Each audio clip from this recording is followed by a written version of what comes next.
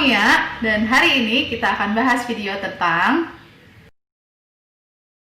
seperti biasa, kita akan lihat dulu silabus kita yang sekarang dan juga sisa pertanyaan listening yang ada di IELTS. Nah, kita udah bahas hampir semua common questions yang ada di listening IELTS. Ini tuh yang terakhir, yaitu tadi apa? Short answer questions. Kemarin yang video kemarin tuh saya salah sebut ya, saya bilang summary completions, but summary completions and short answer questions are pretty much the same because the answers are short anyway, right? Nah, sebelum kita mulai, kita lihat dulu nih contoh-contoh soal untuk short answer questions. Jadi ini ada, perhatikan instructionsnya ya kalau untuk yang short answer questions, karena kadang-kadang bisa jadi 3 words or 1 words or 2 words even. Perhatikan di instructionsnya. Lalu ini ada yang jenis pertanyaan yang kayak gini. According to the woman, what type of education should be free today? Jadi ada yang jenisnya bentuk pertanyaan kayak biasa gini, atau ada juga yang seperti ini. Jadi bentuknya itu lebih ke bullet points kayak gitu. Sometimes the question has one answer, sometimes it needs 2 answers per bullet questions. For example nih, which 2 attractions are most popular with visitors? Berarti kan kita butuh 2 jawaban. Walaupun di IELTS-nya itu dihitung tetap 1 point each ya, karena itu adalah nomor 2 dan nomor 3. Oke, nah itu adalah 2 contoh pertanyaan yang ada di short answer questions. Nah, jadi yang harus diperhatikan, sangat-sangat diperhatikan di short answer questions adalah instructions-nya. Karena kadang-kadang 1 word, 2 words, 3 words, and a number, we don't know. So make sure you read that. Karena balik lagi nih, kayak di video-video sebelumnya saya udah bilang, kalau misalkan ada perintahnya disuruh isi 2 words, and then you answer with 3 words, walaupun mirip, atau enggak, walaupun benar tuh jawabannya cuma kelebihan 1 huruf, 1 kata, then it's gonna be a wrong answer. Okay? Pay attention to that. Oke, berikutnya kita akan langsung masuk ke tips. Nah, tips yang sekarang kita bahas ini sebetulnya bisa di-apply untuk semua jenis pertanyaan. Cuman di sini saya round up aja semuanya, dan ada beberapa yang khusus untuk short answer questions. Pertama, read the instructions. Kayak yang tadi saya udah bilang ya, berkali-kali. Kayaknya di setiap video saya selalu bilang read the instructions. Karena believe it or not, some people actually neglect that. Kayak, gue udah tau lah kayak gimana caranya. And then, they make a silly mistake. So, avoid that, okay? Number 2, answer order. Maksud dari answer order ini adalah si recording nanti akan memberikan jawabannya sesuai dengan nomor pertanyaan. Jadi misalnya nih, kita lagi dengerin tentang nomor 1, udah dapat jawabannya. Nah, pasti berikutnya itu akan jawaban untuk nomor 2. Nggak akan jawaban untuk nomor 3, terus balik ke nomor 2, kayak gitu. Jadi jawaban dan pertanyaannya itu selalu berurutan. Okay? Number 3, predict the answers. Seperti yang praktis-praktis yang udah saya bilang, predicting the answer adalah suatu soft skills yang diperlukan untuk IELTS. Jadi sebelum kalian benar-benar dengar jawabannya dari recording, try to predict the answers. Jadi misalnya ini kira-kira jawabannya bakalan jadi noun, bakalan adjective, bakal numbers, bakal dates, or what.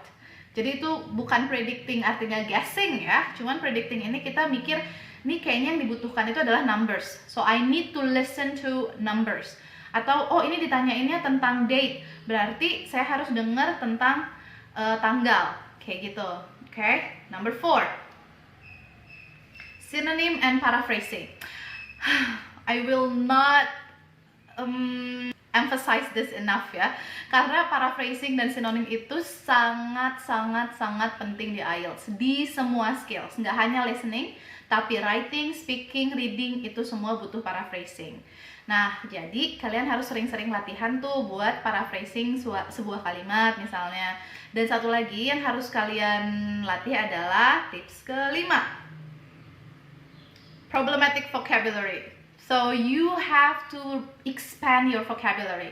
In order for you to be able to paraphrase things, it means you have to have enough vocabulary in your head.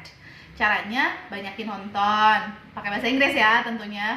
Terus banyakin baca, banyakin latihan IELTS. Karena selama pengalaman saya ngajar IELTS, itu kata-kata tuh sering banyak yang diulang. Maksudnya ada beberapa common vocabulary yang memang sering digunakan dalam academic IELTS. So make sure you practice a lot of IELTS questions. Okay? Next, number 6. Watch out for distractors. Remember our first videos, saya bahas tentang identifying distractors. Karena memang distractors itu akan ada banyak. Di setiap pertanyaan akan ada jawaban semua disebut. Akan ada corrections. Itu adalah semua distractors. Jadi jangan lose your focus.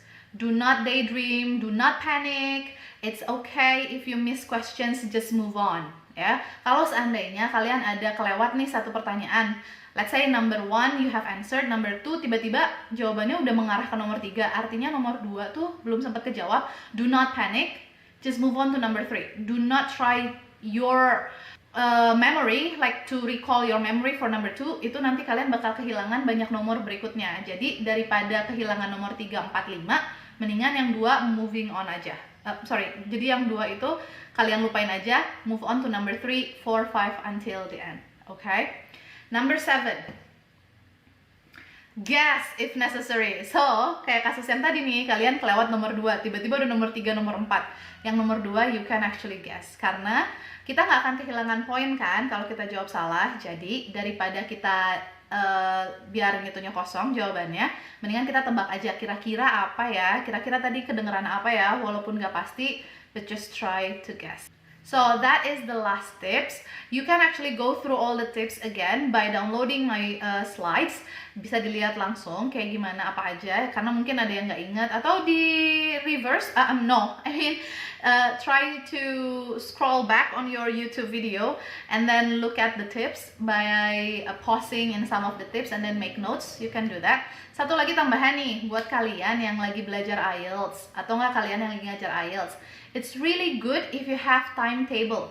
Jadi supaya kalian bisa keep track apa aja yang udah kalian pelajari, if you are self-studying or if you are teaching private classes, to keep track on your students' development, you can have this timetable. So in this timetable, kalian bisa keep track dari hours-nya, berapa jam kalian latihan, dan hari itu kalian latihan skill yang mana, dan type of questions yang mana. Jadi kalian nggak akan ketinggalan beberapa pertanyaan atau beberapa